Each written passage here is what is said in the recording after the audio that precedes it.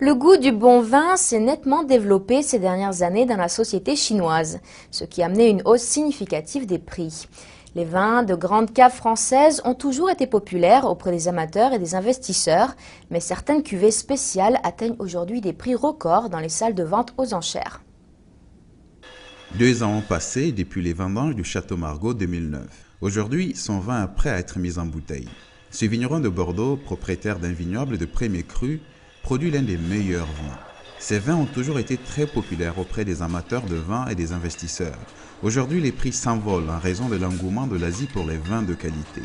Selon la directrice du département vin de Sotheby's, les Asiatiques achètent pour boire et non pour investir. Ils le servent lors de repas avec des amis ou en font des cadeaux, mais ils s'intéressent surtout au premier cru de Bordeaux, mais aussi au deuxième cru classé. C'est là que se situe leur véritable intérêt, et c'est ce qui a dynamisé le marché. Les vins du Château Lafite ont véritablement ouvert le marché chinois en expansion. Sotheby's à Hong Kong a adjugé 3 bouteilles de Château Lafite Rothschild 1869 à plus de 162 000 € la bouteille à la fin de l'année dernière. Un lot de 12 bouteilles de 1898 devrait atteindre les 9 200 € en octobre prochain.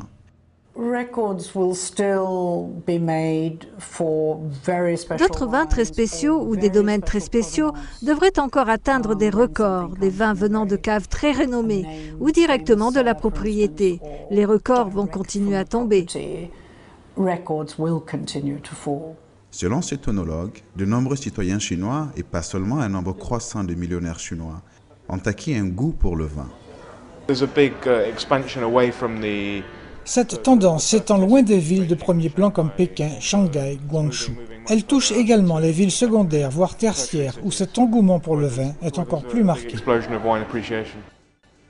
Un habitant de Pékin explique son intérêt pour le vin. Parfois, je peux deviner où le vin a été produit, le type de raisin qui a été utilisé ou la méthode utilisée pour fabriquer le vin juste par ses caractéristiques. Arriver à deviner la provenance d'un vin est très intéressant et c'est amusant. À Bordeaux, un été humide pourrait signifier une bonne récolte pour les viticulteurs et les œnologues prédisent une année exceptionnellement bonne pour le vin français.